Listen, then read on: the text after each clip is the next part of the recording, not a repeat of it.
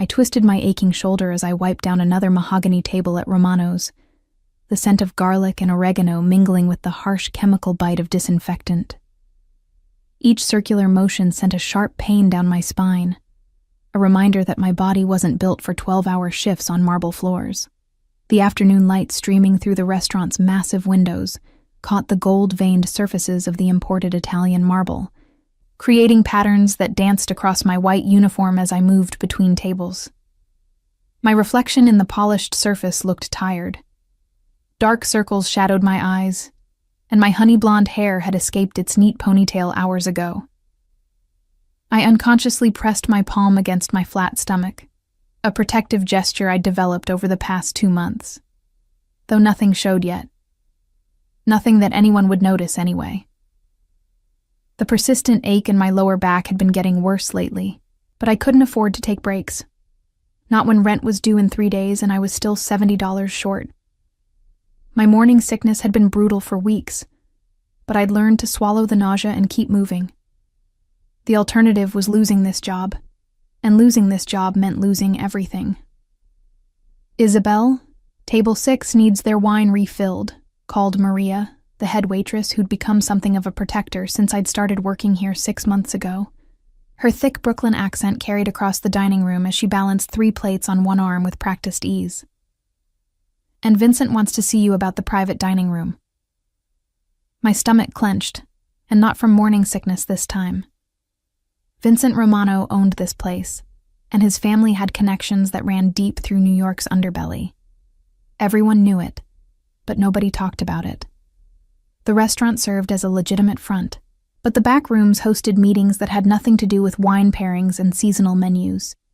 I'd kept my head down since starting here, grateful for any work that paid cash, and didn't ask too many questions about my past. The other girls had warned me about the VIP section upstairs, told me to avoid it if possible. High-stakes business meetings, they said. Men who didn't like their faces remembered.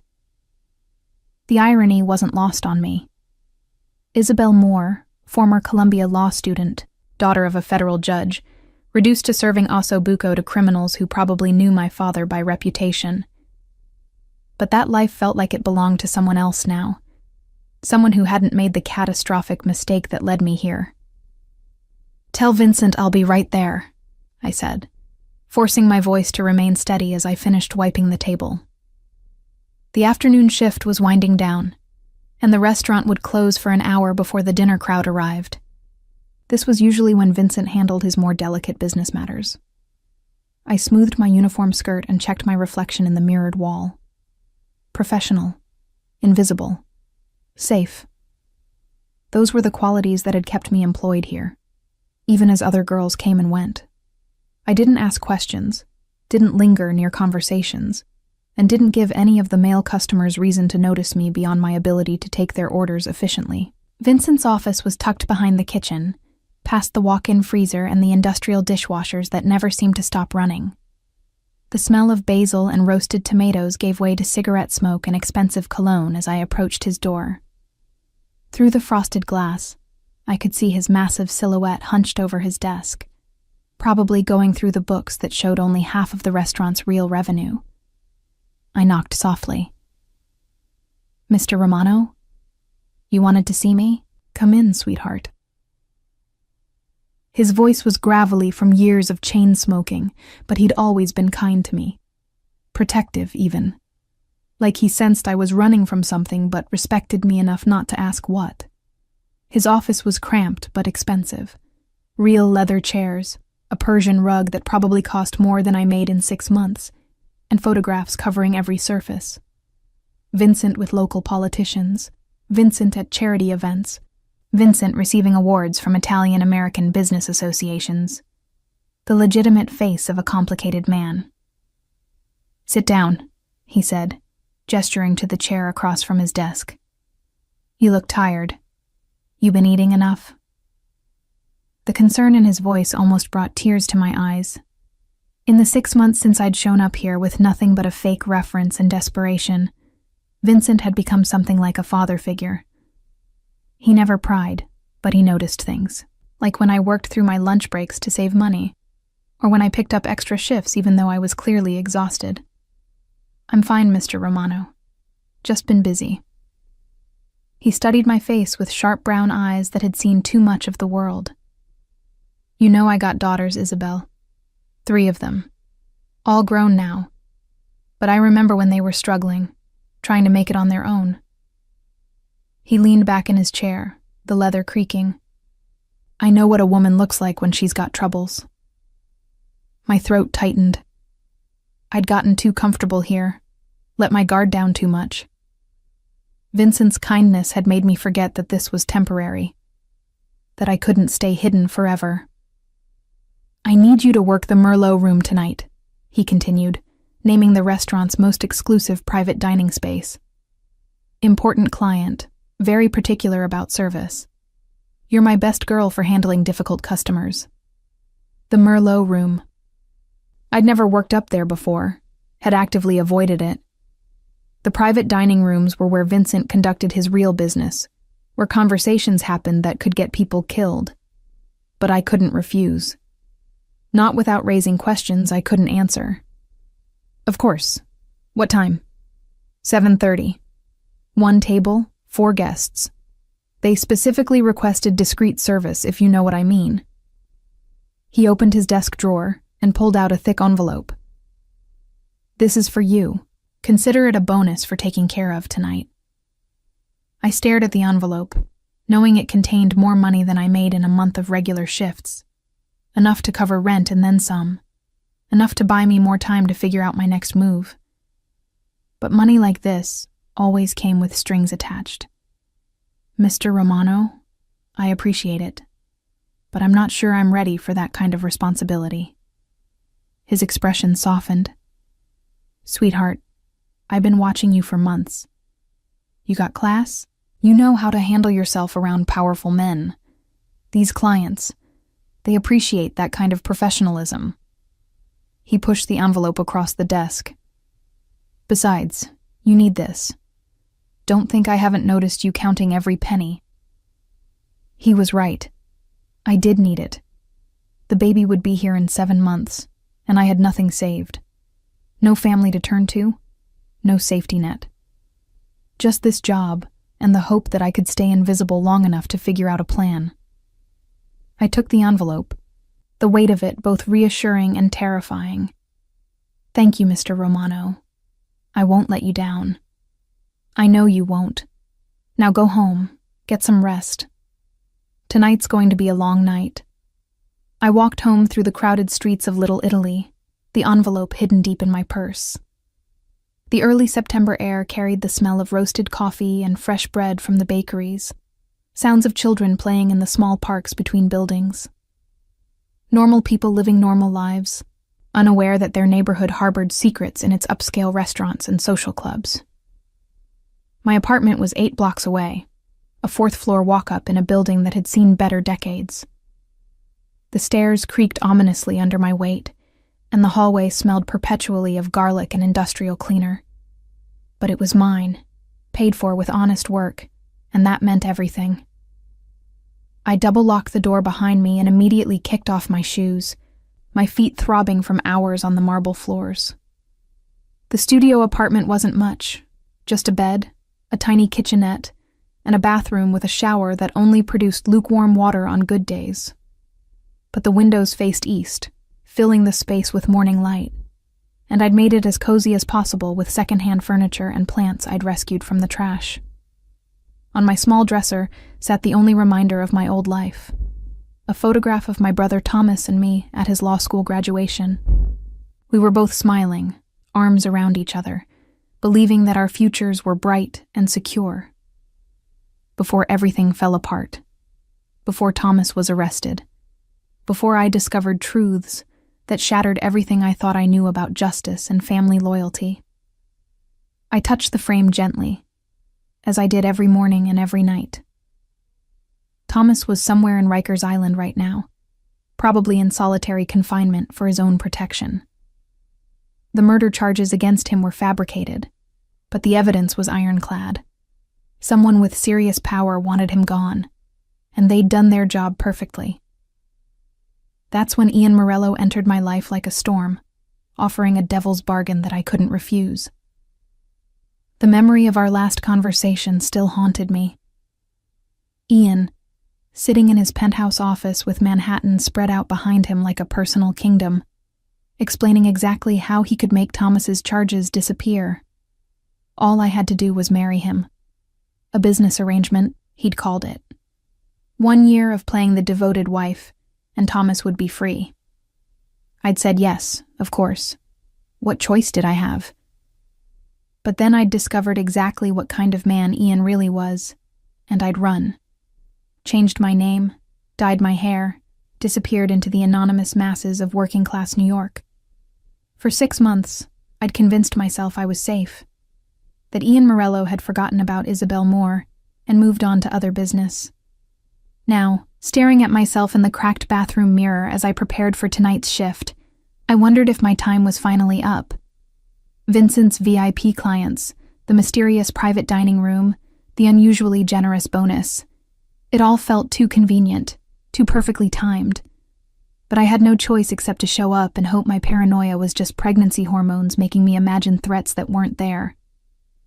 I styled my hair into a sleek chignon, applied minimal makeup to hide my exhaustion, and put on my best black uniform. Professional, invisible, safe. At least that's what I told myself as I walked back to Romano's, each step feeling like I was walking toward my own execution. The restaurant had transformed for the evening service. Soft jazz played from hidden speakers, candles flickered on every table, and the servers moved with practiced elegance between the closely spaced tables. I clocked in and found Maria in the kitchen, reviewing the evening's reservations with the head chef. "There you are," she said, relief evident in her voice. "Vincent's been asking for you. The VIP party is already here, and they're asking specifically for the waitress who'll be serving them tonight." My blood went cold. They asked for me specifically? Well, they asked for our most discreet server. Vincent said that was you. Maria handed me a small tray with 4 wine glasses and a bottle of Barolo that probably cost more than my monthly rent. "They're in the Merlot room. Tables already set. They just need wine service and whatever else they request." I took the tray with hands that trembled slightly. "Any special instructions?" "Vincent said to be invisible unless they need something. These are serious people, Isabel. The kind who don't like to be disturbed or remembered." She lowered her voice. "Whatever you hear up there, you didn't hear it. Whatever you see, you didn't see it. Understand?" I nodded, my throat too tight to speak. With the wine tray balanced carefully in my hands, I made my way to the narrow staircase that led to the private dining rooms. Each step felt heavier than the last, as if my body was trying to warn me away from whatever waited above. The Merlot room was the crown jewel of Romano's private spaces. Rich burgundy walls, crystal chandeliers, and a single large table surrounded by leather chairs that cost more than most people's cars. Floor-to-ceiling windows offered a view of the city lights, but heavy curtains could provide complete privacy when needed.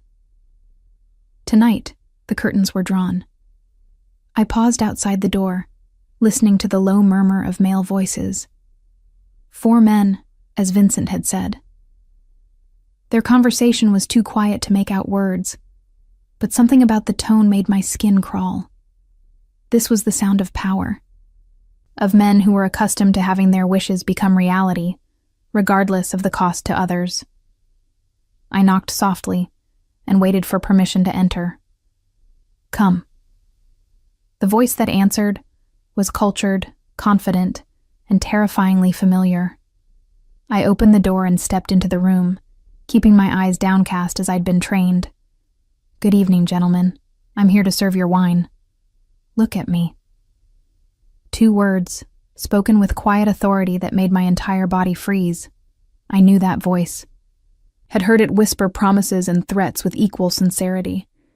Had heard it offer me salvation at the cost of my soul. Slowly, against every instinct screaming at me to run, I raised my eyes. Ian Morello sat at the head of the table like a king holding court, his dark eyes fixed on my face with an intensity that made my knees weak. He was exactly as I remembered.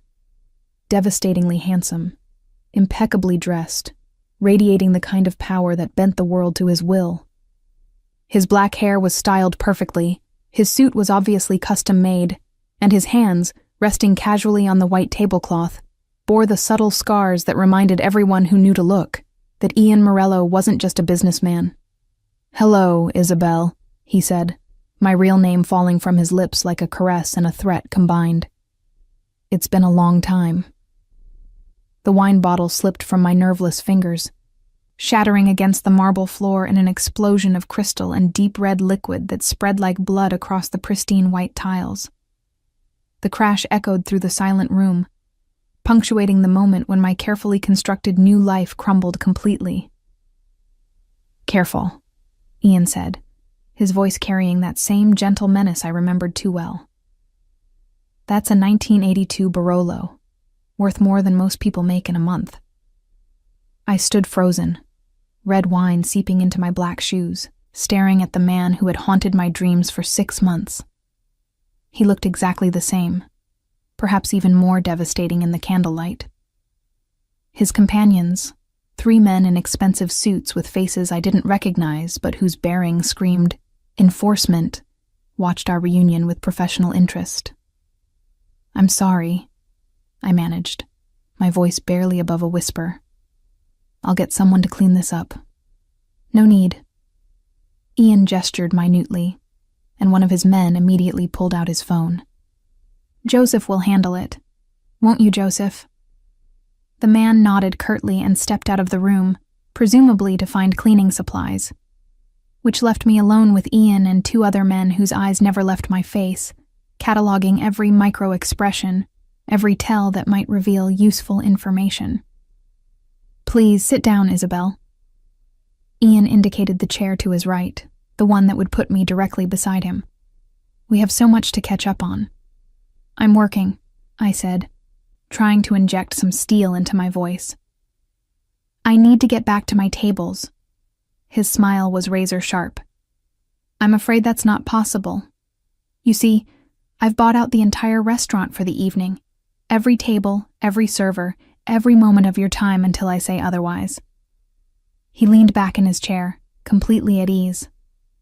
Vincent was very accommodating once I explained the situation. The bottom dropped out of my world. Vincent knew, had known, probably for weeks or months, exactly who I was and who was looking for me. The kind fatherly figure who had offered me protection and stability had been feeding information to Ian Morello all along. "You look pale," Ian observed. "Perhaps you should sit down before you faint and hurt yourself." "Or the baby." The words hit me like a physical blow. My hand flew instinctively to my stomach, confirming what I'd hoped he couldn't possibly know.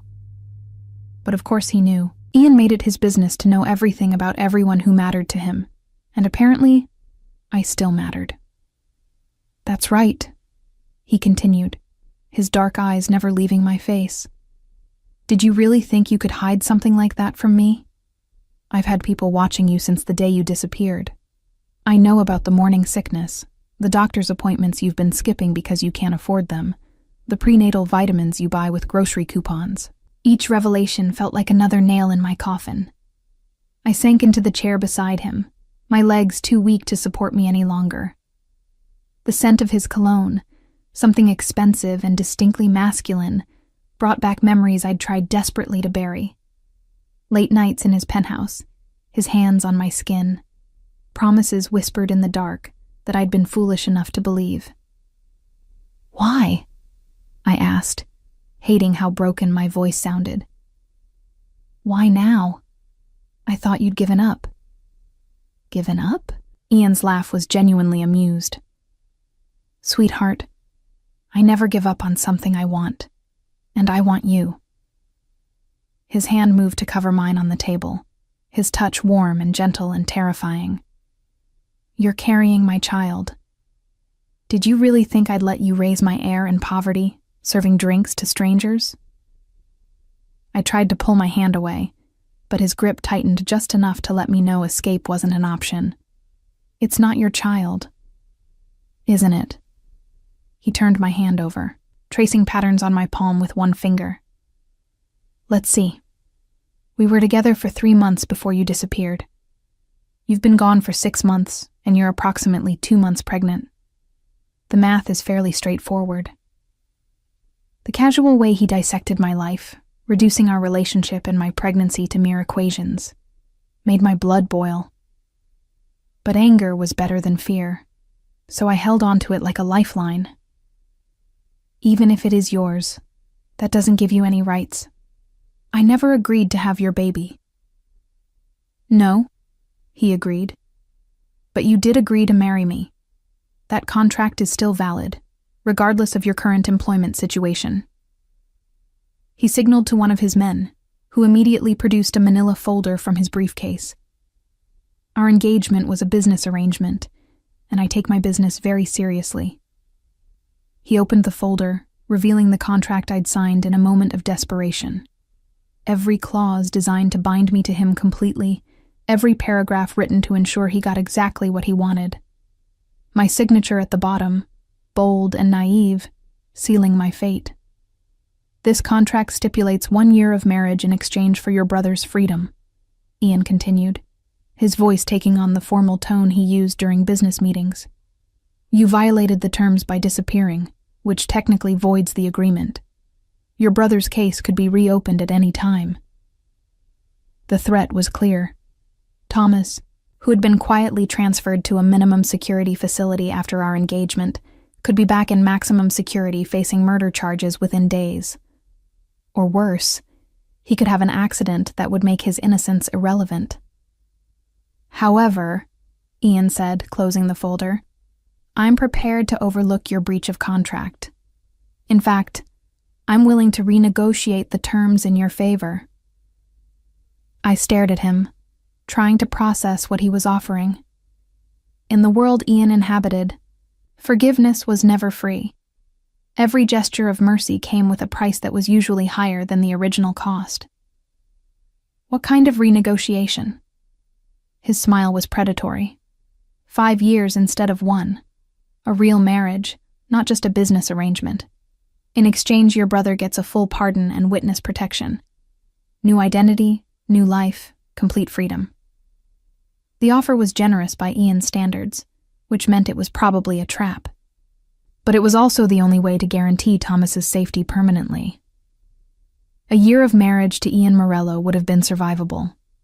5 years felt like a life sentence. "And if I refuse?" "Then you go back to serving wine for tips while pregnant with my child. Your brother goes back to facing murder charges, and I make sure every door in this city stays closed to you." His voice remained conversational, but the threat underneath was unmistakable. "I own judges, police captains, hospital administrators, landlords. I can make your life very comfortable or very difficult, depending on your level of cooperation." The room felt like it was closing in around me. The 2 silent men at the table watched me with professional interest, probably taking mental notes on my responses for some future psychological profile. The wine stain on the floor had stopped spreading, leaving a dark red pool that looked disturbingly like blood in the candlelight. I need time to think about it. Of course. Ian reached into his jacket and pulled out a small velvet box, placing it on the table between us. But not too much time. The longer you wait, the more complicated things become for everyone involved. I stared at the box, knowing it contained an engagement ring that probably cost more than most people's houses. A symbol of ownership disguised as romance, a beautiful chain designed to bind me to him forever. "Open it," he said gently. With trembling fingers, I lifted the lid. Inside was the most beautiful ring I'd ever seen, a flawless diamond surrounded by smaller stones, set in platinum that caught the candlelight and threw it back in brilliant flashes. It was stunning, elegant, and everything a woman should want in an engagement ring. It was also a collar, just a very expensive one. 10 carats, Ian said, lifting the ring from its velvet nest. Flawless, like you. He took my left hand, sliding the ring onto my finger with practiced ease. A perfect fit. I had it sized while you were sleeping, back when we were together. The ring felt heavy on my finger, the weight of it a constant reminder of the chains I was accepting. But it also felt warm, and for just a moment I allowed myself to remember what it had been like when Ian looked at me with something that might have been love instead of ownership. It's beautiful, I admitted, because denying the obvious would only make me look foolish. You always were too intelligent to lie convincingly, Ian observed. It's one of the things I admire about you. He lifted my hand to his lips, pressing a soft kiss to my knuckles just above the ring. You can't hide what you're thinking, Isabel. I can see exactly how much you want to say yes, and exactly how much you want to run. He was right, and that terrified me more than any threat he could make. Part of me, a part I'd tried to bury for 6 months, still responded to his touch. Still remembered the way he'd made me feel cherished and protected, at least when we were alone together. The baby, I said, grasping for any logical reason to resist. This isn't the kind of life I want for a child. Our child will have everything, Ian said firmly. The best schools, the best opportunities, protection from every threat this world can offer. They'll grow up knowing they're loved and valued, not wondering where their next meal is coming from. The indirect criticism of my current situation stung because it was accurate. I couldn't provide for this baby, not the way Ian could. I was already struggling to afford basic prenatal care, and things would only get worse as my pregnancy progressed. And when they're old enough to ask questions about their father's business, they'll be given honest answers appropriate to their age, Ian replied. I won't lie to our child the way your father lied to you. Another carefully aimed barb. My father, the respected federal judge, who had built his career on prosecuting organized crime while quietly accepting bribes and favors from the very people he was supposed to be fighting. The hypocrisy that had destroyed my faith in justice and led me straight into Ian's arms in the first place. One of Ian's men reappeared with cleaning supplies and began efficiently removing the wine stain from the floor. He worked in complete silence, invisible despite being 3 feet away from our conversation. The kind of trained discretion that money could buy. I've arranged a car to take you home, Ian said, checking his watch. My driver will wait outside your building tonight, just to ensure your safety. Tomorrow evening there's a dinner party at my penthouse, several business associates and their wives. I'd like you to attend as my fiancé. The presumption in his tone made my anger flare again. I haven't said yes. You will, he said with complete confidence, because you're not cruel enough to condemn your brother to life in prison, and you're not foolish enough to raise my child in poverty when you could give them everything instead. He stood up, smoothing down his suit jacket with practiced ease. The other men immediately rose as well, clearly accustomed to following his lead in everything. The car will pick you up at 7 tomorrow evening. Wear something nice. I've had several dresses delivered to your apartment, just in case your current wardrobe is insufficient for the occasion. The casual insult about my clothes was typical Ian, reminding me of exactly how far I'd fallen while offering to lift me back up to his level. It was manipulation of the highest order, and the worst part was that it was working. What if I'm not there when the car arrives? Ian's smile was gentle and terrifying. Then I'll come get you myself. And trust me, sweetheart, you'd prefer to come willingly. He leaned down and pressed a soft kiss to my forehead, the gesture intimate and possessive.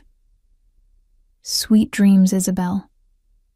Try not to stay awake all night thinking about all the ways this could go wrong. Focus instead on all the ways it could go right. He left with his entourage, moving with the confident stride of a man who had just successfully acquired something valuable. I sat alone at the elegant table, surrounded by the detritus of their dinner and the fading scent of expensive cologne, staring at the ring that marked me as his property. Vincent appeared in the doorway, his expression carefully neutral. Everything all right, sweetheart? I looked at the man who had betrayed me while calling me daughter, who had fed information about my life to the most dangerous man in New York while pretending to protect me. "You knew," I said. It wasn't a question. I knew. He had the grace not to look ashamed. "Been knowing for months, but I also knew he wasn't going to hurt you. Mr. Morello, he's got a reputation for taking care of what's his." "I'm not his." Vincent's expression softened with something that might have been genuine affection. "Sweetheart, you've been his since the day you walked into my restaurant. Question is whether you're going to make this easy on yourself or hard." I stood up slowly, my legs unsteady beneath me. The ring caught the light and threw rainbows across the white tablecloth, beautiful and damning. "Is my job here finished?" "That's up to you," Vincent said. "But I suspect you got bigger things to worry about than serving wine to tourists." He was right. Tomorrow night would determine the course of the rest of my life, and possibly my child's life as well. As I walked out of Romano's for what I suspected was the last time, I tried to convince myself that I still had a choice. But deep down, I knew that Ian Morello always got what he wanted. And what he wanted was me. The Blacktown car idled outside my building at exactly 7 o'clock, its windows tinted dark enough to hide whoever waited inside. I stood at my 4th-floor window, watching it through the gap in my cheap curtains, trying to gather the courage to go downstairs. The dress Ian had sent hung on my bathroom door, midnight blue silk that probably cost more than 3 months of my rent, with subtle beading that caught the light when I moved. It fit perfectly, of course. He'd always had an eye for details. The other dresses hung in my tiny closet like accusations: cocktail attire, business suits, even a wedding dress in ivory silk that made my chest tight with panic when I looked at it.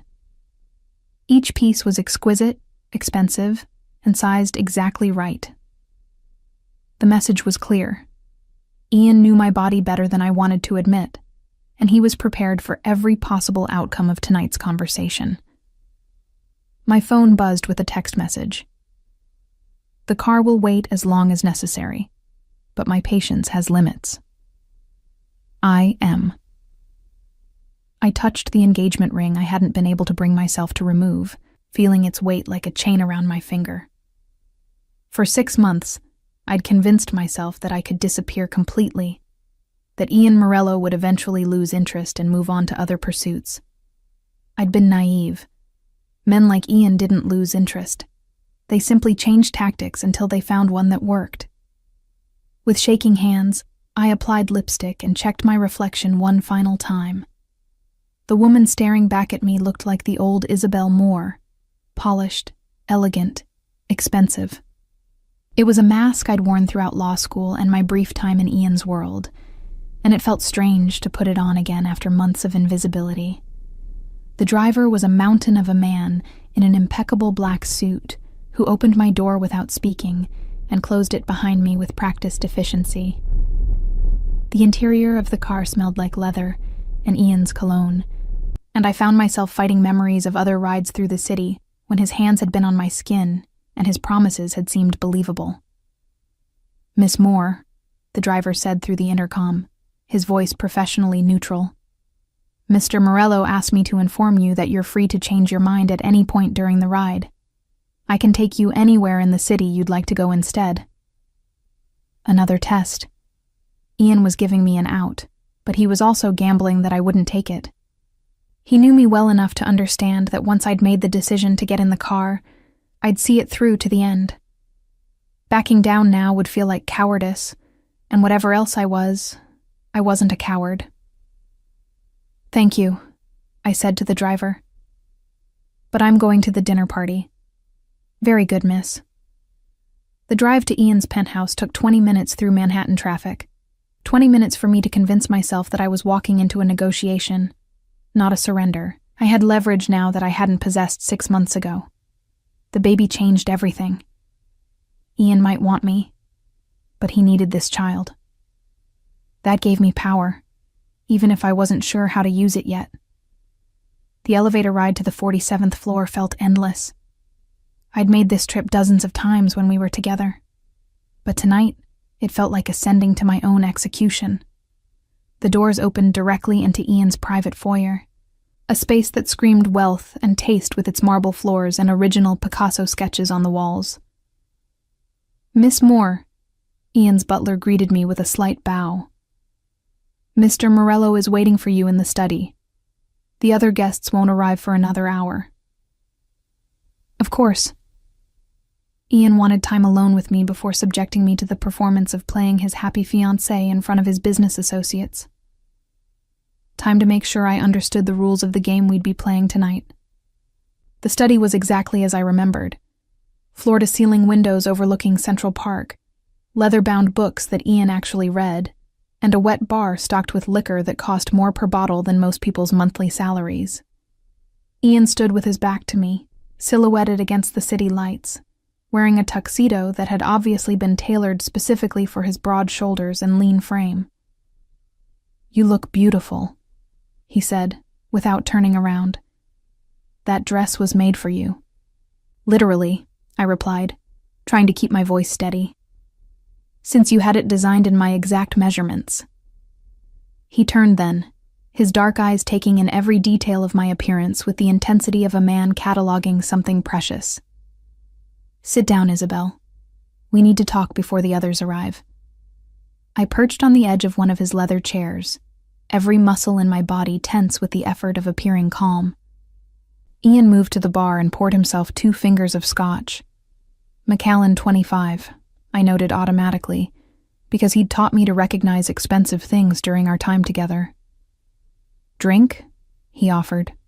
"I'm pregnant, remember?" His smile was genuine for the first time since yesterday night. How could I forget? It's the most important thing that's happened to either of us. He settled into the chair across from me, close enough that I could smell his cologne, far enough away that I couldn't accuse him of crowding me. "Have you been to a doctor?" The question caught me off guard. No, not yet." "Why not?" I felt heat creep up my neck. The honest answer was that I couldn't afford proper prenatal care, but admitting that would only reinforce his argument that I needed his financial support. "I've been busy," I said instead. "Too busy to take care of our child?" His tone was mild, but I caught the reproach underneath. "I've made an appointment for you with Dr. Sarah Chen. She's considered the best obstetrician in the city, and she's already been fully briefed on your situation." "My situation?" "That you're carrying the heir to a considerable fortune and need the kind of medical care that reflects that importance." Ian sipped his scotch, watching my face over the rim of his glass. "The appointment is tomorrow at 10. Dr. Chen will handle everything from routine checkups to delivery, and her discretion is absolute." The casual way he'd taken control of my medical care should have infuriated me. Instead, I felt a treacherous surge of relief. I'd been worried about the baby's health for weeks, but pride had kept me from admitting I needed help. "And if I refuse to go?" "Then you'll be making a choice that puts our child at risk to protect your pride," Ian said bluntly. "Is that really the kind of mother you want to be?" The verbal slap stung because it was accurate. I was letting my fear of being controlled by Ian override my concern for the baby's well-being, and that was exactly the kind of selfishness he was counting on me to recognize. "Fine," I said. "I'll go to the appointment." "Good." Ian set down his glass and leaned forward, his expression growing serious. "Now let's discuss the real reason you're here. You've had 24 hours to think about my offer. What's your answer?" I'd rehearsed this conversation a dozen times during the sleepless night, but sitting here in his study with his dark eyes fixed on my face, all my carefully planned arguments evaporated. "I want to renegotiate the terms," I said instead. His eyebrows rose slightly. "I'm listening." 5 years is too long.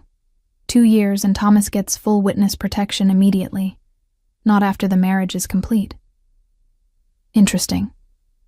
Ian reached into his jacket and pulled out a leather portfolio, flipping it open to reveal several typed pages. "I anticipated you might want to modify our agreement. Let me present a counteroffer. He handed me the documents and I scanned them quickly, my law school training kicking in automatically. The contract was thorough, covering everything from living arrangements to public appearances, to what would happen if either of us wanted to end the marriage early. 3 years, Ian said as I read. Thomas gets witness protection within 72 hours of our wedding. In exchange, you agree to live as my wife in every sense of the word. Separate bedrooms if you prefer, but we share a home, appear together at social functions, and present a united front to the outside world. And after 3 years, you're free to leave if you choose. Full divorce, generous settlement, shared custody of our child. His voice softened. But I'm hoping that by then, you'll want to stay. I stared at the contract, trying to find the trap hidden in the surprisingly reasonable terms.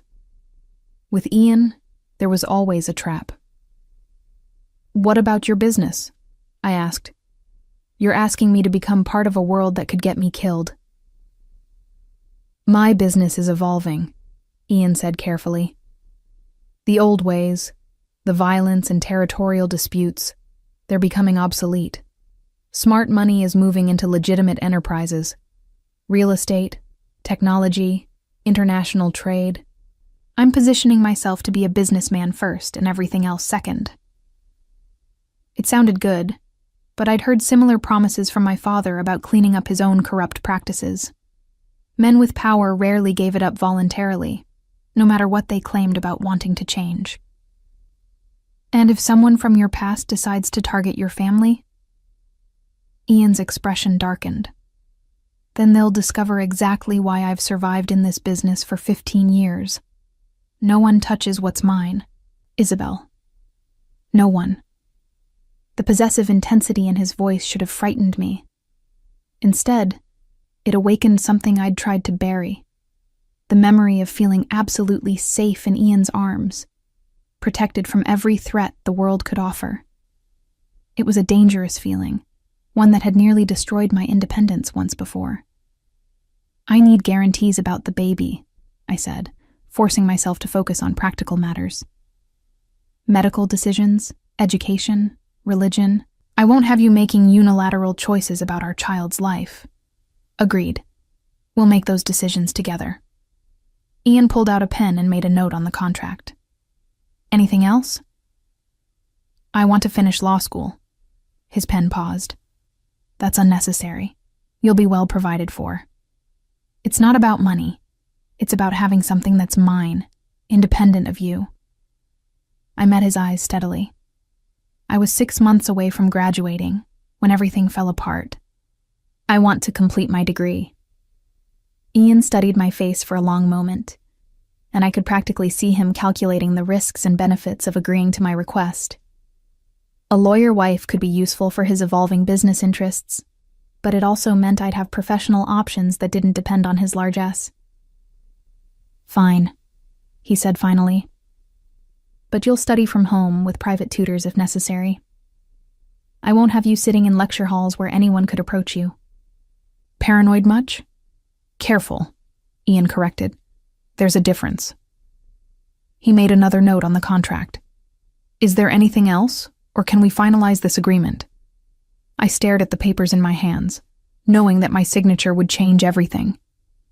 3 years of my life, bound to a man who could be gentle and generous one moment, ruthless and controlling the next. But also 3 years of financial security for my child, safety for my brother, and the chance to finish the education that had been stolen from me. One more thing, I said. I want weekly phone calls with Thomas, supervised if necessary, but I need to know he's safe and well. Done. Ian capped his pen and sat back in his chair. Sign the contract, Isabel. Let's make this official. My hand trembled as I took the pen from him. The weight of it felt enormous, like I was signing away my soul instead of just agreeing to a temporary marriage. But what choice did I have? Ian held every card that mattered: my brother's safety, my child's future, my own survival in a city where his influence reached everywhere. I signed my name with a flourish, the same bold signature I'd used on the original contract 6 months ago. This time, though, I wasn't signing out of desperation. I was making a calculated decision based on incomplete information and limited options, but it was still my choice. Ian took the contract and added his own signature with practiced efficiency. "Welcome back, Mrs. Morello-to-be." The sound of voices in the hallway announced the arrival of the dinner guests. Ian stood and straightened his bow tie, transforming from the intense negotiator back into the charming host I remembered from our previous life together. "Ready to meet your future husband's business associates?" he asked, offering me his arm. I stood and smoothed down my dress, checking my reflection in the mirror above his bar. The woman staring back looked composed and elegant, every inch the sophisticated fiancée of a successful businessman. No one would guess that I'd spent the last 6 months serving wine for tips, or that I'd just signed a contract that felt like selling my soul. "Ready," I said, taking his arm and allowing him to lead me toward the sounds of sophisticated conversation and clinking crystal. "Remember," Ian murmured as we approached the living room, "these people respect strength and despise weakness. They'll be watching to see if you're worthy of being my wife. Don't give them any reason to doubt it." The living room was filled with the kind of people I'd grown up around, wealthy, powerful, and completely comfortable with their place at the top of society's food chain. Men in expensive suits discussed business deals worth millions, while their wives, dripping in jewelry that could fund small countries, traded gossip about charity galas and art auctions. "Everyone," Ian called out, his voice carrying easily across the room, "I'd like you to meet my fiancée, Isabel Moore." The conversation stopped as every face turned toward us. I felt their assessment like a physical weight. These people who could make or break social careers with a word, who wielded influence like a weapon and loyalty like currency. "Isabel," Ian said, his hand warm and steady on my back. "Let me introduce you to my closest friends and business partners." And for the next 3 hours, I played the role I'd signed up for. The devoted fiancée, the charming hostess, the woman who belonged at Ian Morello's side. I made small talk about art and literature, laughed at their jokes, and deflected their subtle, probing questions with the skill of someone who'd grown up in similar circles. But underneath the performance, I couldn't shake the feeling that I'd just made a deal with the devil. And the worst part was that I was already starting to enjoy it. The morning after the dinner party, I woke up in Ian's guest bedroom with sunlight streaming through windows that probably cost more than my yearly rent. Sometime during the evening, after the 3rd glass of champagne, and the 4th conversation about philanthropic endeavors that were obviously money laundering schemes, Ian had quietly suggested I stay the night, rather than making the long drive back to my apartment. For the baby's sake, he'd said, though we both knew it was really about establishing possession. I'd agreed because I was exhausted, both physically and emotionally drained from hours of performing the role of devoted fiancé. But now, lying in Egyptian cotton sheets that felt like silk against my skin, I realized that this was just the beginning. Every compromise, every small surrender, would lead inevitably to larger ones until I'd forgotten what independence felt like. A soft knock on the door interrupted my brooding. "Come in," I called, expecting Ian's housekeeper with coffee and the kind of breakfast that rich people ate to start their days. Instead, Ian himself entered carrying a silver tray, with what looked like the entire contents of a gourmet bakery. He'd traded his tuxedo for jeans and a cashmere sweater that probably cost more than my car, but the casual clothes only made him more attractive. Dangerous, that. It was easier to resist him when he looked like the intimidating businessman, instead of the man who'd once made me laugh until my sides hurt. "Good morning," he said, setting the tray on the bedside table. "How are you feeling?" "Like I've been hit by a truck," I admitted, pulling the sheet up to my chin. The silk nightgown I was wearing, another gift that had been waiting in the guest room, was modest enough, but something about the way Ian's eyes lingered on the curve of my shoulder made me feel exposed. Morning sickness? among other things. I gestured at the elaborate breakfast spread. This is unnecessary. I usually just have toast. That's not sufficient nutrition for a pregnant woman, Ian said, settling into the chair beside the bed like he planned to stay a while. Dr. Chen will want to discuss your diet at this morning's appointment. Right. The doctor's appointment I'd agreed to. Another small step toward letting Ian control every aspect of my life. I can get there myself. Marcus will drive you. Ian poured orange juice from a crystal pitcher, the movement casual but somehow loaded with significance. He's been briefed on your security requirements. Security requirements? I sat up straighter, suddenly fully awake. What kind of security requirements? Ian's expression grew serious. The kind that come with being engaged to me. Last night wasn't just a dinner party, Isabel. It was an announcement. By tomorrow, everyone in my world will know that Ian Morello has a fiancé, and some of them will see that as either an opportunity or a threat. The orange juice turned to acid in my stomach. I'd been so focused on the immediate consequences of our arrangement that I hadn't considered the longer-term implications.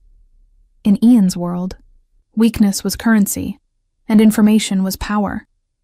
Our engagement would shift balances and create new vulnerabilities for enemies to exploit. What kind of threats are we talking about? Kidnapping, mostly. Possibly assassination if someone wants to send me a particularly strong message. Ian's voice was matter-of-fact, like he was discussing the weather instead of potential attempts on my life. But Marcus is the best at what he does. You'll be safe. I pushed the breakfast tray away, my appetite completely gone. This is insane. I can't live like this. You can, and you will. Ian leaned forward, his dark eyes intense. Because the alternative is watching our child grow up without protection, wondering every day if today is the day someone decides to hurt them to get to me. The reminder of the baby hit its mark.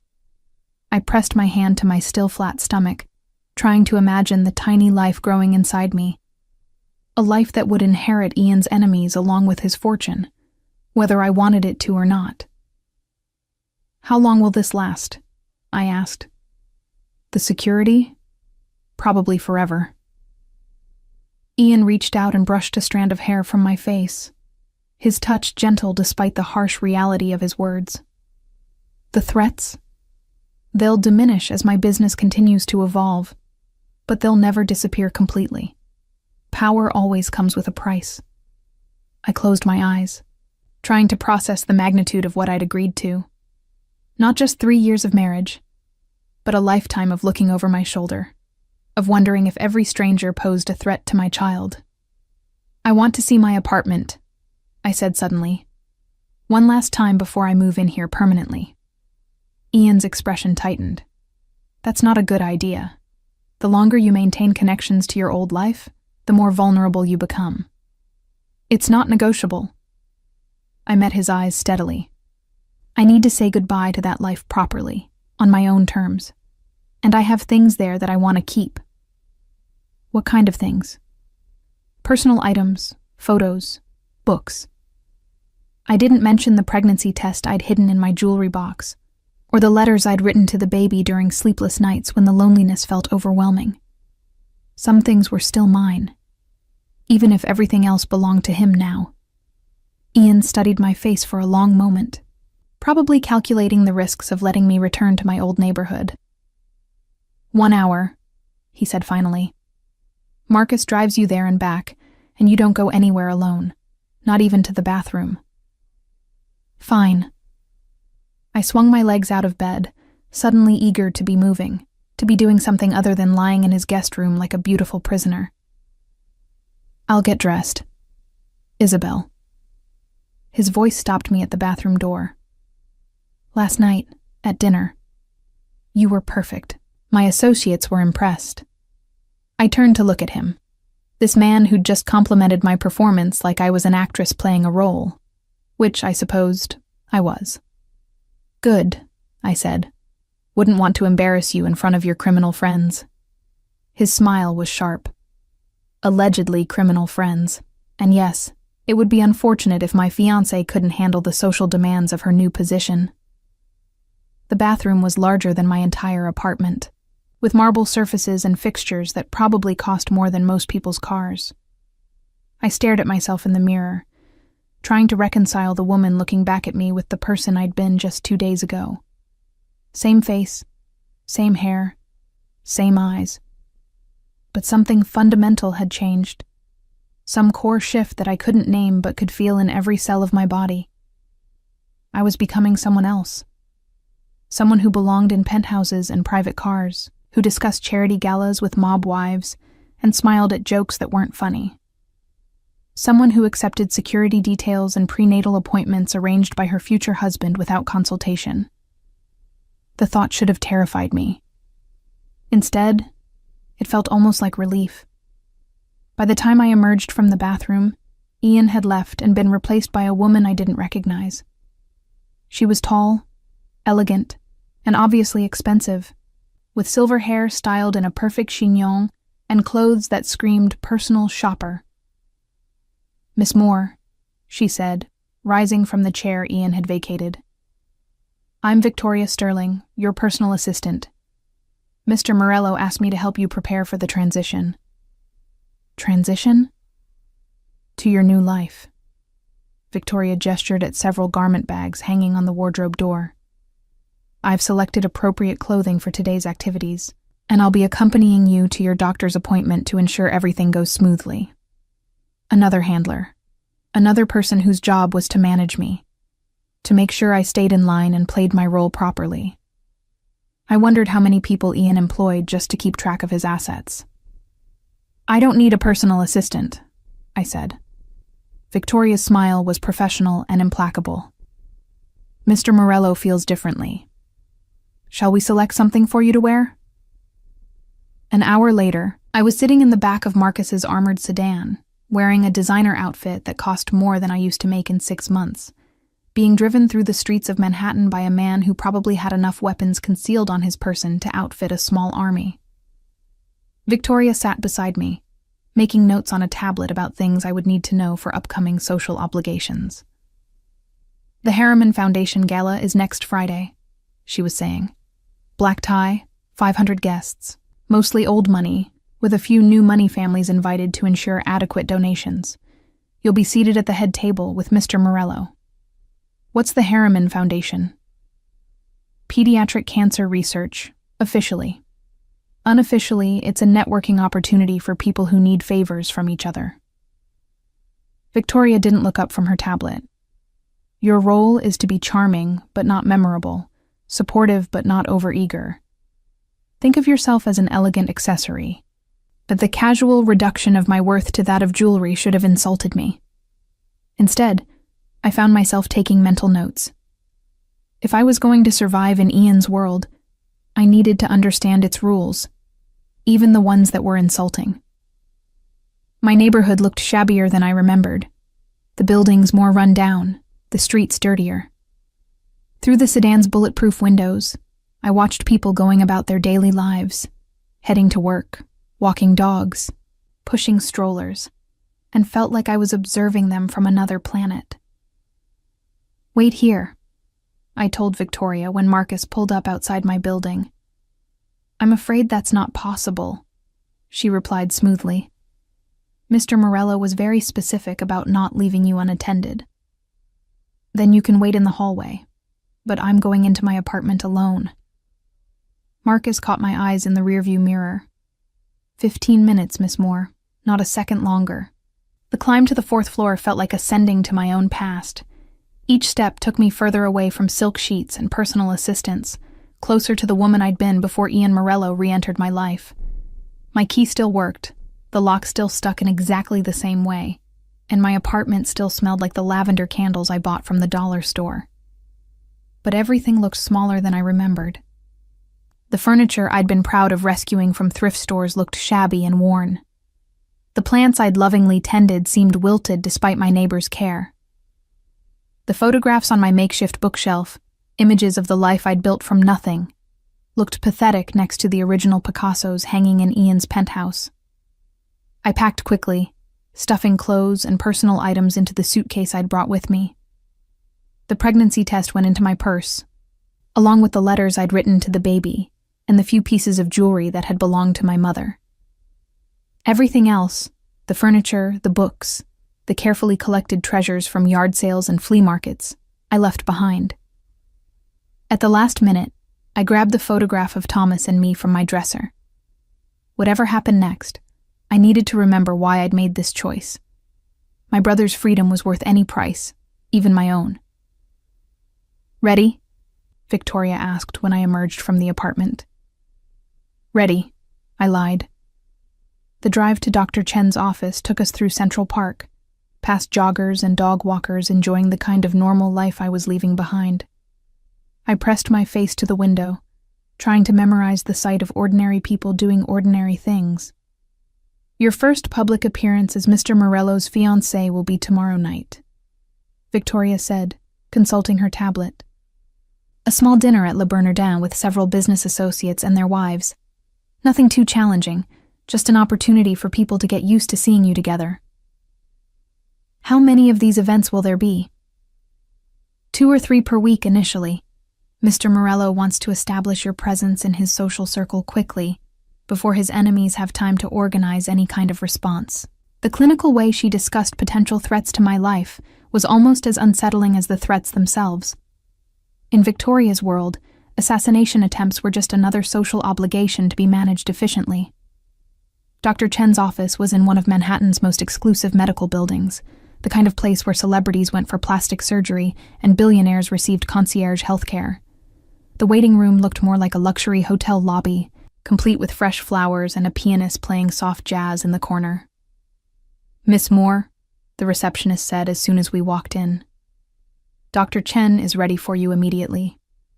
No waiting, no insurance forms, no questions about payment, just immediate, perfect service for Ian Morello's fiancé. Another reminder that my old life was truly over." Dr. Chen was a small, elegant woman in her 50s who radiated competence and discretion. She examined me with gentle efficiency, asked detailed questions about my medical history, and ordered a comprehensive battery of tests that would have bankrupted me just 2 days ago. "Everything looks good," she said finally, helping me sit up on the examination table. "Baby is developing normally. Due date looks to be early May. I'd like to see you every 2 weeks initially, then weekly as we get closer to delivery." "Is there anything I should be worried about?" I asked. "Just the usual precautions. Proper nutrition, adequate rest, minimal stress." Dr. Chen glanced at my chart. "Mr. Morello mentioned that you've been under some pressure lately. I'd recommend prenatal yoga, perhaps some meditation. Stress can affect fetal development." Stress. As if my entire life being turned upside down was just a minor inconvenience that could be managed with deep breathing exercises. "I'll keep that in mind," I said. "I've also taken the liberty of scheduling you with our nutritionist and our maternal health counselor," Dr. Chen continued. "Given your unique circumstances, I think it's important to have a full support team in place. Unique circumstances. Another euphemism for being pregnant with a mob boss's baby." I wondered how many patients Dr. Chen treated who required bulletproof cars and armed escorts to their prenatal appointments. The ride back to Ian's penthouse passed in silence. Victoria made her notes. Marcus navigated traffic with professional skill, and I stared out the window at a city that felt simultaneously familiar and foreign. By the time we pulled into the underground garage of Ian's building, I felt completely disconnected from reality. "Mr. Morello is waiting for you in his office," Victoria informed me as we rode the elevator to the penthouse. "He's eager to hear how your appointment went." I found Ian behind his massive desk, talking on the phone in what sounded like Italian. He gestured for me to sit while he finished his conversation, his voice taking on the hard edge I remembered from our early encounters. Whatever he was discussing, it wasn't pleasant. "Sorry about that," he said, hanging up and giving me his full attention. "Business matter. How did everything go with Dr. Chen?" "Fine. Normal. Healthy." I handed him the folder of test results and ultrasound images. Due date is May 15th. Ian opened the folder and studied the ultrasound photo with an expression I couldn't read. His finger traced the tiny outline of our baby, barely visible against the grainy background. May 15th, he repeated softly. That gives us time to plan properly. Plan what? The wedding, obviously. I'm thinking sometime in January, small ceremony, just family and close friends. Ian looked up from the ultrasound.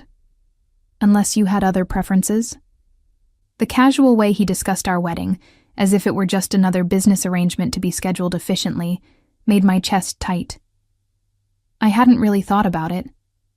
Well, you'll have plenty of time to think about it now. Ian closed the folder and leaned back in his chair. Victoria tells me you did well today. No problems, no attempts to deviate from the plan. Should there have been? His smile was enigmatic. I would have been disappointed if you hadn't at least considered it. The fact that you chose to cooperate tells me you're finally taking this seriously. I'm taking my child's safety seriously, I corrected. Don't mistake compliance for acceptance. Fair enough. Ian stood and walked around the desk, stopping just close enough to invade my personal space without actually touching me. But eventually, Isabel, you're going to have to decide whether you want to spend the next 3 years fighting me, or whether you want to try building something real together. The suggestion that we could build something real hung in the air between us like a promise and a threat. Because despite everything, the manipulation, the control, the way he'd orchestrated my return to his life, part of me still remembered what it felt like to be loved by Ian Morello. And that was the most dangerous trap of all. 3 weeks into our renewed engagement, I was beginning to understand the scope of Ian's empire. It wasn't just restaurants and construction companies, luxury hotels and import businesses. It was a web of influence that stretched through every level of New York society, from city council members who owed him favors to federal judges who'd accepted his campaign contributions through carefully laundered PACs. I learned this while sitting in yet another business dinner, this one at a private club on the Upper East Side, where membership required either old money or new power. The women wore jewelry worth more than small countries' GDP, while their husbands discussed deals that would reshape entire neighborhoods. And Ian sat at the center of it all, the spider who felt every vibration in his carefully constructed web. The Hudson Yards project is moving forward, Marcus Whitfield was saying, cutting into his Wagyu beef with surgical precision. City planning approved our modifications, and we break ground next month. I recognized Marcus as one of Ian's legitimate business partners, a real estate developer whose portfolio included half of Manhattan's most exclusive buildings. His wife, Catherine, had been trying to engage me in conversation about charity work for the past hour, apparently unaware that my knowledge of high society fundraising came from law school case studies rather than personal experience. Isabel's been looking into ways to get involved with local community organizations, Ian said smoothly, his hand settling possessively on my lower back. Haven't you, sweetheart? The endearment rolled off his tongue like he'd been using it for years instead of weeks. To anyone watching, we looked like the perfect couple, wealthy, attractive, completely devoted to each other. The performance was so polished that sometimes I forgot it wasn't real. I'm particularly interested in programs that support working mothers, I replied, falling easily into the rhythm of our practiced conversations. Education and childcare assistance, job training programs, things that make a real difference in people's lives. Catherine's eyes lit up. Oh, that's wonderful. I sit on the board of the East Side Women's Initiative. We could definitely use someone with your passion. Isabel has a law degree from Columbia, Ian added, pride evident in his voice. She'll be finishing her studies in the spring. The way he presented my education, as if it were an accomplishment that reflected well on him rather than something I'd earned independently, should have annoyed me. Instead, I found myself pleased by the approval in his tone. Another small surrender in the ongoing erosion of my resistance. How impressive, Marcus said. Legal expertise would be invaluable for some of our upcoming ventures. I caught the meaningful look that passed between the two men and felt a familiar chill. In Ian's world, nothing was ever purely legitimate. Even charity work and community outreach programs served multiple purposes, creating public goodwill while providing cover for less legal activities. The conversation moved on to safer topics: art galleries, restaurant openings, the kind of cultural events that allowed wealthy people to see and be seen. I participated where appropriate, smiled at the right moments, and tried not to think about how easily I was adapting to this life of beautiful lies. After dinner, Ian excused us from the extended socializing and guided me toward the club's exit. His hand remained on my back, a gesture that looked romantic but felt possessive. Outside, Marcus waited with the car, engine running and rear door already open. "That went well," Ian said as we settled into the leather seats. Catherine was impressed. "Marcus thinks you'll be useful for the community outreach aspects of the Hudson Yards development." Useful. I stared out the window at the city lights blurring past. "Is that what I am now? A useful accessory for your business dealings?" "You're much more than that." Ian's voice was soft, almost gentle. "But utility is important in my world. The more valuable you are to my associates, the safer you'll be." The logic was sound, even if it reduced me to the level of a strategic asset. In Ian's universe, safety came through strength, and strength came through being too valuable to sacrifice. It was a harsh calculus, but I was learning to think in those terms. We drove through Manhattan in comfortable silence, the city's nighttime energy pulsing around us like a living thing. I'd grown up here, but I was seeing it through new eyes now, noting which buildings belonged to Ian's portfolio, which neighborhoods fell under his influence, which streets his enemies might use to stage an ambush. The paranoia was becoming second nature, another adaptation to my new reality. "I have something for you," Ian said as we turned onto Fifth Avenue.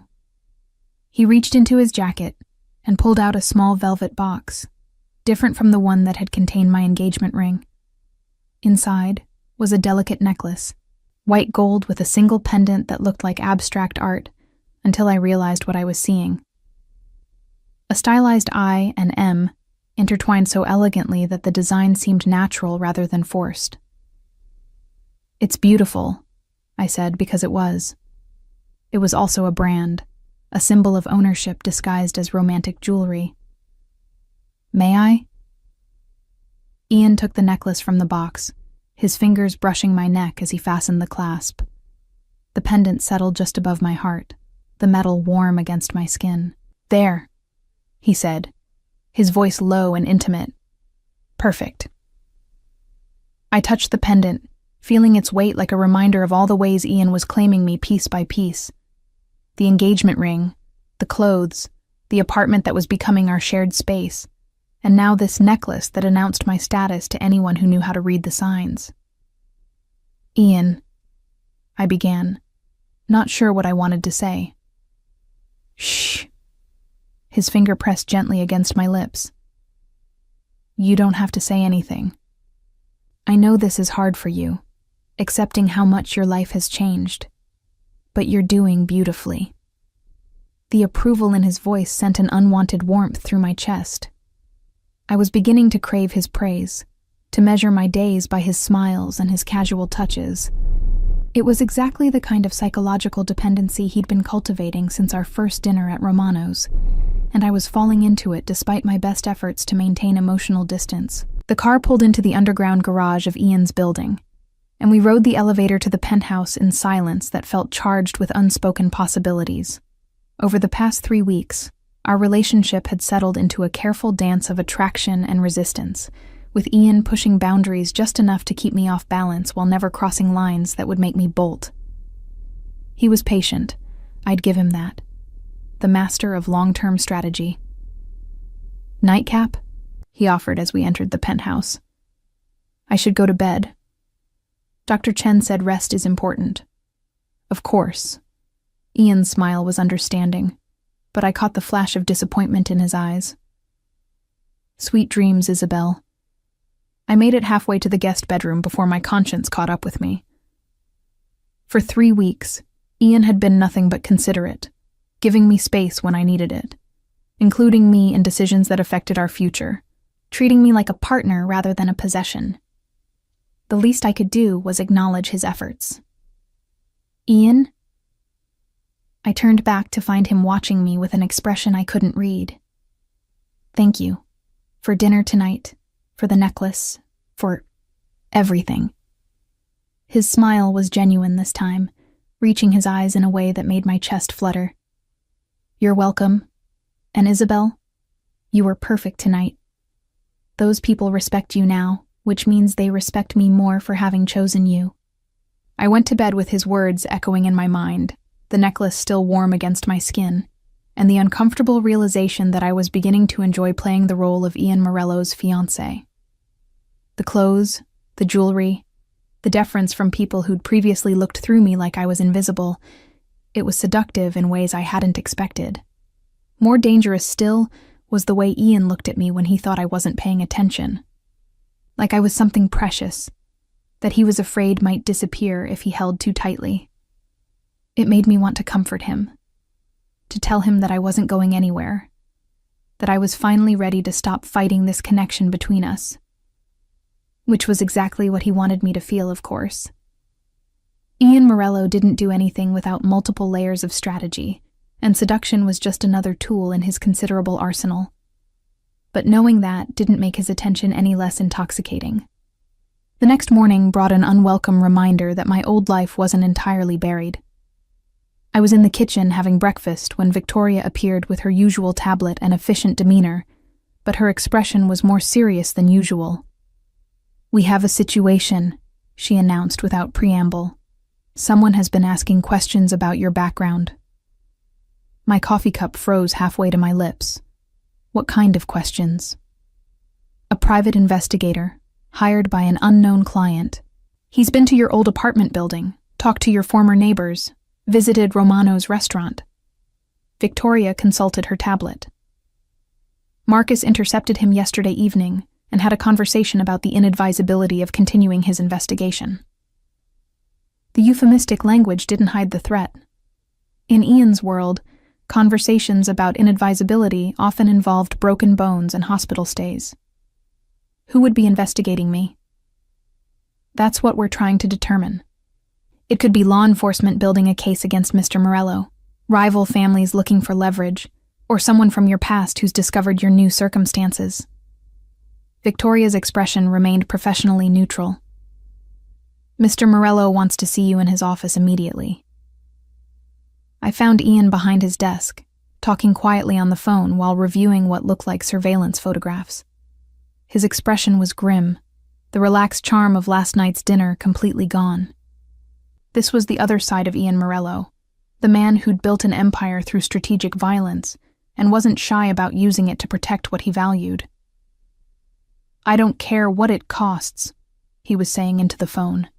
Find out who hired him and what they want, and make sure he understands that his investigation is concluded. He hung up and gestured for me to sit, his dark eyes scanning my face for any sign of deception. Tell me about your life before you came to work at Romano's. Everything. You already know everything. I know what you told me, and what my people were able to discover through conventional research. But someone thinks there's more to find, which means we missed something. Ian leaned forward, his intensity almost physical. I need to know what we're dealing with, Isabel. The safety of our child depends on it. The reminder of the baby growing inside me hit its mark. I pressed my hand to my stomach, feeling the slight roundness that was just beginning to show, despite the loose clothing I'd been wearing to hide it. There's nothing, I insisted. I left law school, changed my name, found work at Romano's. That's all. What about your father? Any possibility this is connected to his judicial career? Judge William Moore had made plenty of enemies during his time on the federal bench, but he'd been dead for 2 years. His corruption had died with him, along with any secrets that might threaten people still breathing. My father's cases are public record. If someone wanted information about his decisions, they wouldn't need to investigate me. Ian studied my face for a long moment, clearly weighing whether to believe me. Finally, he sat back in his chair, though his expression remained troubled. "We're going to increase your security detail," he said. "Marcus will have a partner now, and you won't go anywhere without both of them. No exceptions. For how long? Until we know who's asking questions and why." Ian's voice was final, brooking no argument. "This is not negotiable, Isabel. I won't take chances with your safety or our child's." The protective instinct in his voice sent an unwanted warmth through my chest. Whatever else Ian was, he genuinely cared about keeping me safe. It was possessive and controlling, but it was also oddly comforting to know that someone was willing to go to extremes to protect me. What if they want to hurt me to get to you? Then they'll discover that hurting you is the fastest way to end up dead, Ian said with quiet menace. "I've spent 15 years building my reputation on the principle that crossing me has consequences. Anyone who threatens what's mine learns that lesson very quickly." The casual reference to violence should have frightened me. Instead, I felt a treacherous sense of security. In Ian's world, being claimed meant being protected, and protection meant being valuable enough to fight for. "I want to call Thomas," I said suddenly. "If someone's investigating my background, they might approach him too." Ian's expression softened slightly. "I'll arrange it. But the call will be monitored, and you can't mention anything about the investigation or your current situation." Another reminder that even my relationship with my brother existed at Ian's discretion. But at least he was allowing contact, which was more than I'd had for the past 6 months. The rest of the morning passed in a blur of security briefings and modified schedules. My afternoon law tutoring session was moved to the penthouse. My weekly shopping trip was canceled, and Victoria began vetting every person I might come into contact with over the next several days. By evening, I felt like a prisoner in a very luxurious cage. "You're brooding," Ian observed, as we sat down to dinner in his private dining room. The table could have seated 12, but tonight it was set for 2, intimate despite its scale. "I'm thinking." "About?" I gestured at the opulent room around us, the fresh flowers that were replaced daily, the wine that cost more than most people's rent. About how easy it would be to get used to all this. The money, the protection, the way people treat me when they know I'm yours. Ian set down his fork, giving me his full attention. "And that bothers you?" "It should bother me more than it does." I met his eyes across the table. 6 months ago, I was fighting for every dollar, working 12-hour shifts just to afford basic necessities. Now I wear dresses that cost more than I used to make in a year, and I'm starting to think that's normal. What's wrong with accepting security and comfort? Because it makes me dependent on you for everything. My safety, my brother's freedom, my child's future. If I get too comfortable, I'll forget that this is temporary. Ian was quiet for a long moment, his dark eyes studying my face with an intensity that made me feel exposed. When he finally spoke, his voice was softer than usual. What if it didn't have to be temporary? The question hung in the air between us like a challenge. We both knew our contract specified 3 years, but we also both knew that contracts could be renegotiated if both parties were willing. "You're asking me to consider making this real," I said carefully. "I'm asking you to consider the possibility that it already is real, at least for me." Ian reached across the table and took my hand, his thumb tracing patterns on my palm. "I know how this started, Isabel. I know I manipulated the situation to get you back, but my feelings for you were never part of the manipulation." The sincerity in his voice made my chest tight. Part of me wanted to believe him, wanted to think that underneath all the strategic maneuvering was genuine emotion. But Ian was too skilled at getting what he wanted for me to trust my instincts completely. How would I know the difference? I asked. You're very good at making people believe what you want them to believe. His smile was rueful. Fair point. But I'm hoping that time will prove my sincerity in ways that words can't. Before I could respond, his phone buzzed with an urgent message. Ian glanced at it, and his expression immediately hardened. We need to go, he said, standing abruptly. Now. What's wrong? The investigator who was asking questions about you. He's dead. The words hit me like ice water. Someone had been killed because of me, because of whatever secrets they thought I was hiding. The beautiful dinner, the intimate conversation, the moment of connection between Ian and me. All of it evaporated in the face of this harsh reminder of the world we lived in. Did you? I couldn't finish the question. Kill him? No. Ian was already moving toward the door, his phone pressed to his ear. But whoever did wanted us to know about it immediately. This is a message, Isabel. Someone's declaring war. Within minutes, I was in the back of Marcus's armored sedan, flanked by bodyguards and racing through Manhattan traffic toward an unknown destination. Ian sat beside me, his jaw tight with anger, fielding phone calls in rapid succession as he tried to piece together what had happened. The body was found in his apartment, he reported after hanging up his latest call. Single gunshot to the head, professional execution. No signs of struggle, which means he knew his killer. Maybe it was just a robbery gone wrong, I suggested weakly. Ian's look was pitying. There's no such thing as coincidence in my world. Someone hired him to investigate you, then killed him to cover their tracks. The question is whether they got the information they wanted before he died. The car pulled up outside a nondescript office building in Midtown. Ian guided me inside, through security that was obviously expecting us, and up to a floor that housed what looked like a legitimate private security firm. But the level of technology in the conference room we entered suggested capabilities that went far beyond corporate protection. What do we know? Ian asked the moment we sat down. The man at the head of the table looked like an accountant, mild-mannered and forgettable.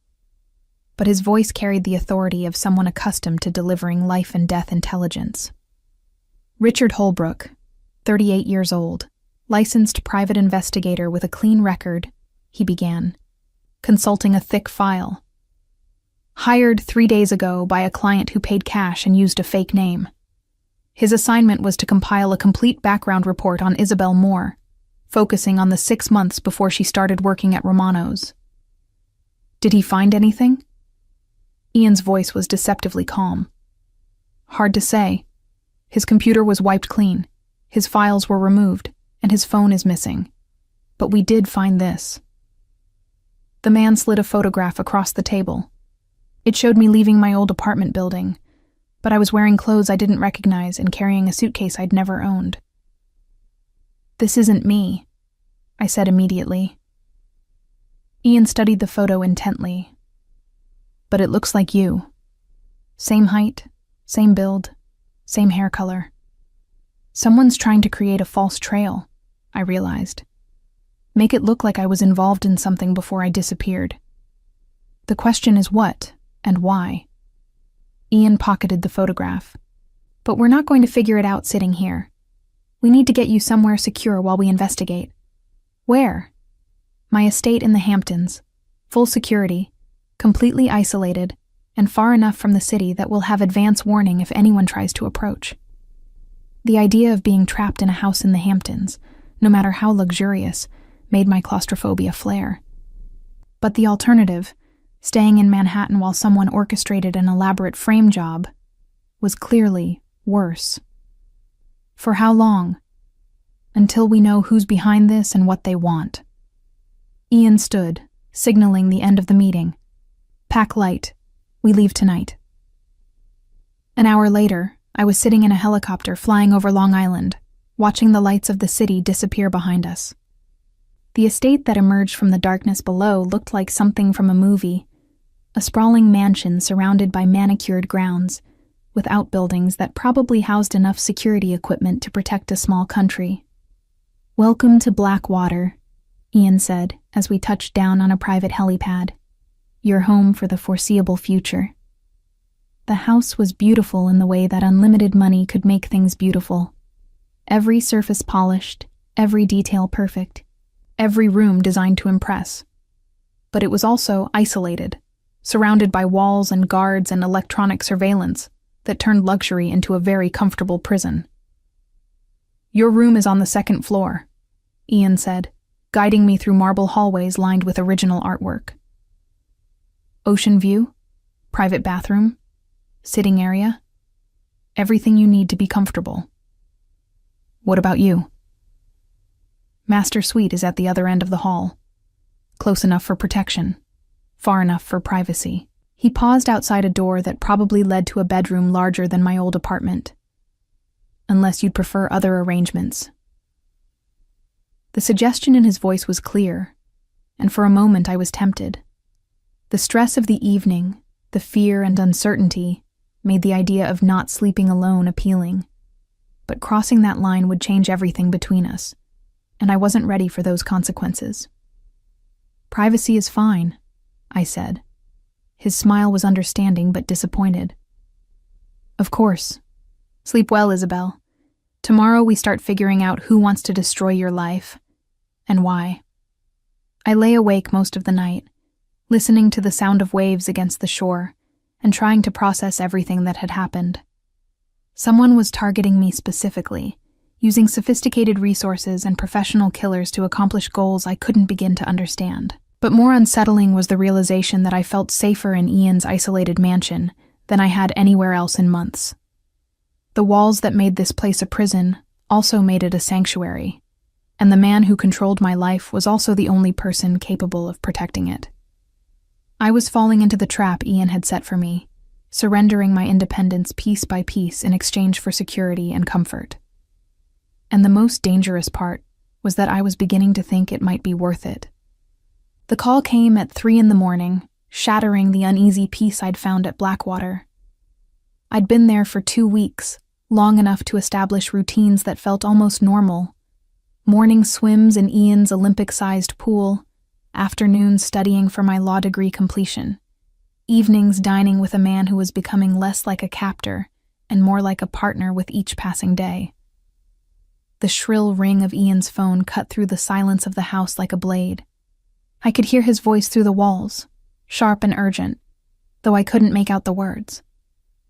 Within minutes, there was a soft knock on my bedroom door. "Isabel?" Ian's voice was carefully controlled, but I could hear the tension underneath. "I need you to get dressed. We have to go back to the city immediately."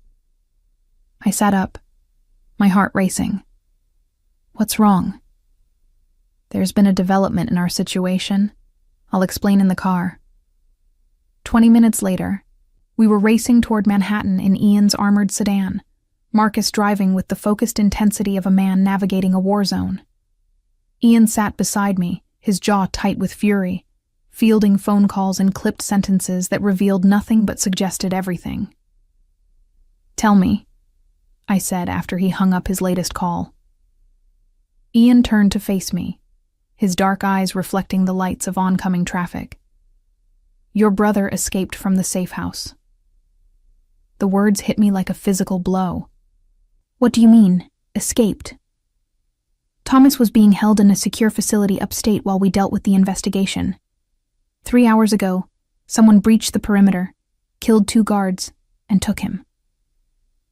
Ian's voice was clinical, but I could see the anger burning behind his controlled expression.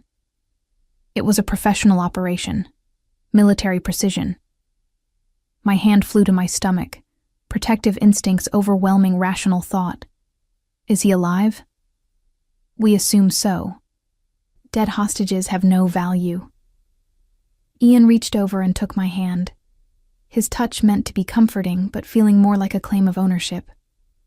"But this changes everything, Isabel. Whoever's behind this has your brother, and they're going to use him to force your cooperation." "Cooperation with what?" "We'll find out soon enough. People don't go to this much trouble without a specific endgame in mind." Ian's phone buzzed again, and he glanced at the message before showing me the screen. The text was simple. Tomorrow, midnight, Brooklyn Bridge. Come alone, or your brother dies. I stared at the words, trying to process their implications. Someone had orchestrated this entire situation, the investigation, the dead private detective, Thomas's kidnapping, to force a confrontation. But why? What could they possibly want from me that was worth this level of effort and violence? You're not going alone, Ian said, reading my thoughts. The message was clear. If I bring anyone else, then we'll make sure they don't see my people coming. Ian's voice carried the absolute certainty of a man accustomed to bending reality to his will. I won't lose you or our child to some elaborate game I don't understand yet. The drive back to Manhattan felt endless, each mile bringing us closer to a confrontation that could end with my brother's death or my own. I pressed my hand to the slight swell of my stomach, feeling the flutter of movement that had become noticeable in recent weeks.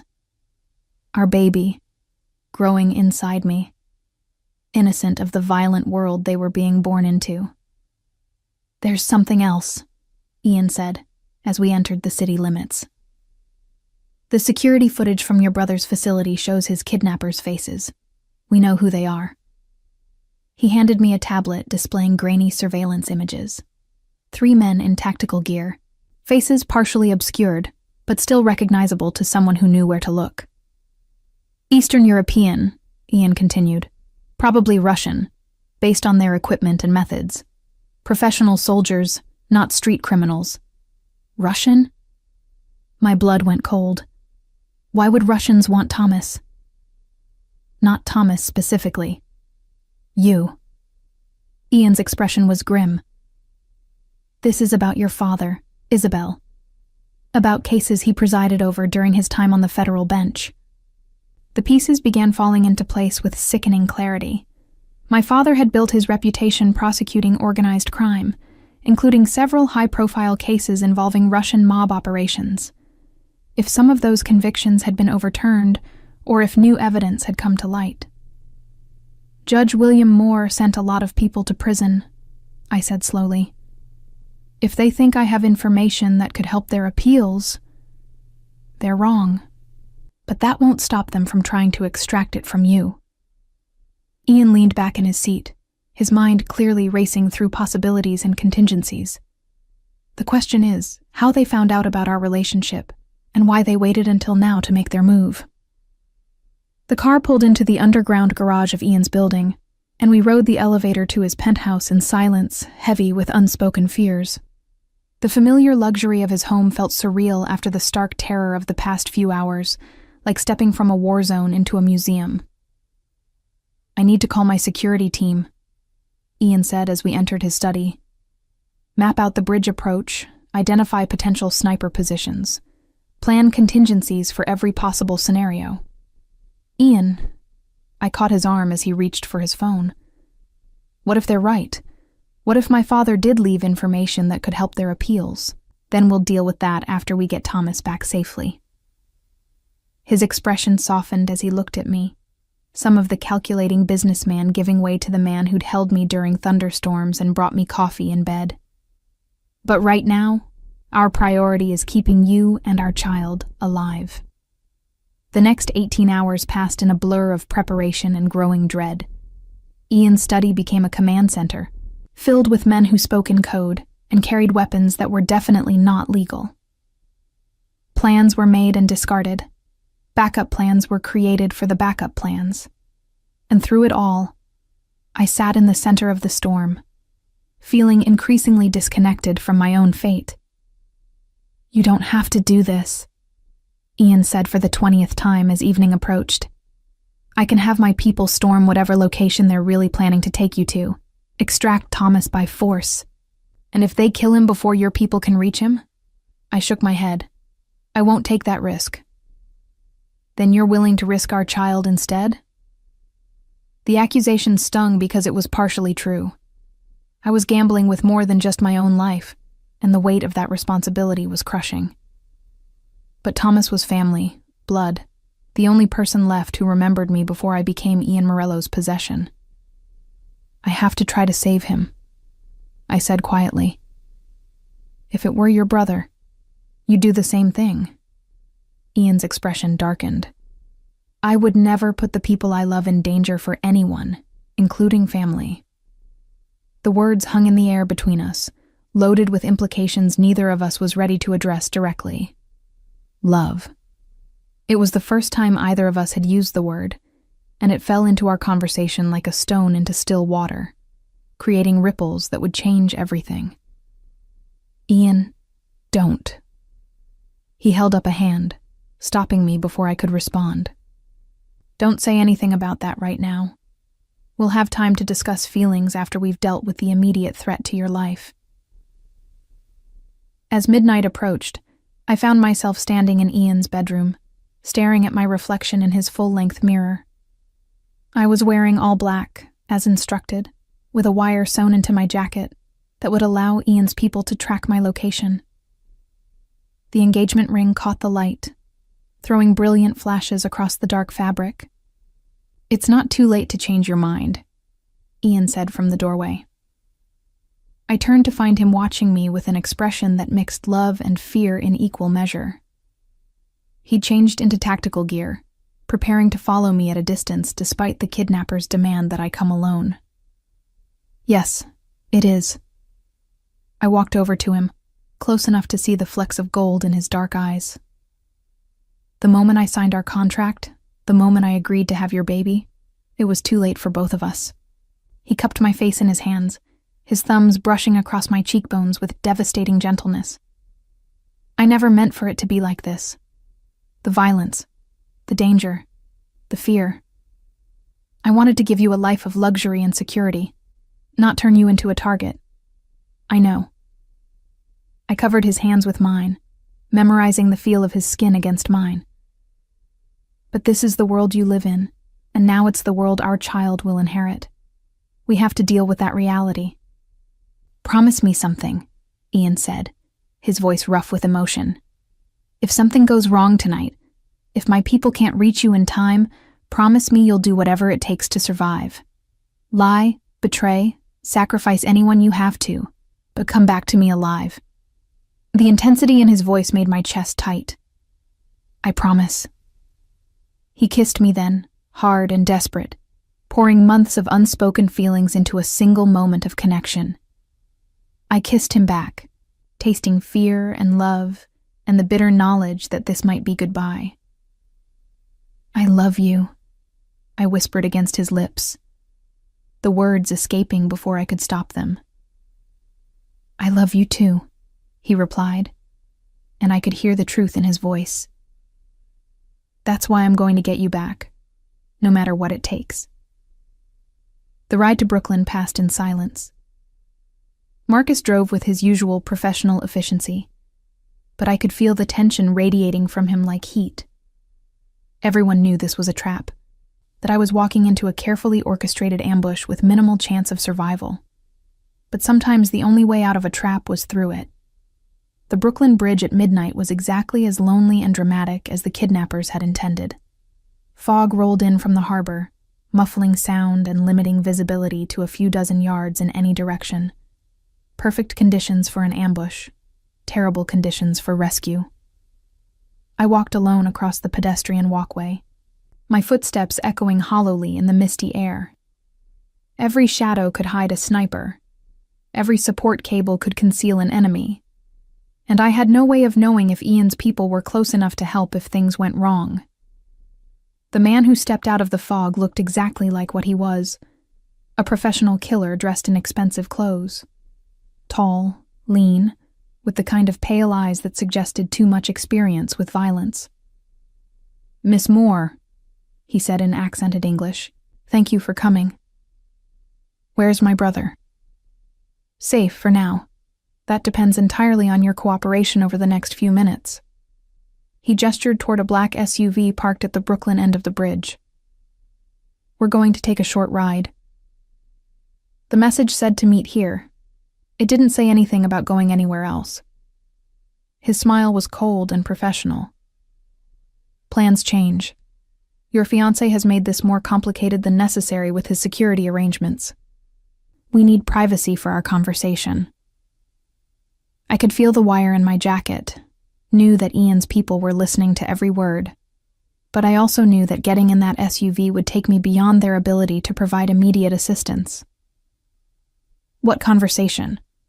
What do you want from me?" "Information about your father's files. Specifically, evidence that could overturn certain convictions he secured through illegal means." The man stepped closer, close enough that I could smell cigarettes and expensive cologne. "Judge Moore was a corrupt man, Miss Moore. He took bribes, suppressed evidence, and sent innocent people to prison to advance his career. Even if that's true, he's been dead for 2 years. I don't have access to his files. But you do have access to his safe deposit box, the one he left you in his will, the one you've never opened." The man pulled out a tablet, showing me bank records I'd forgotten existed.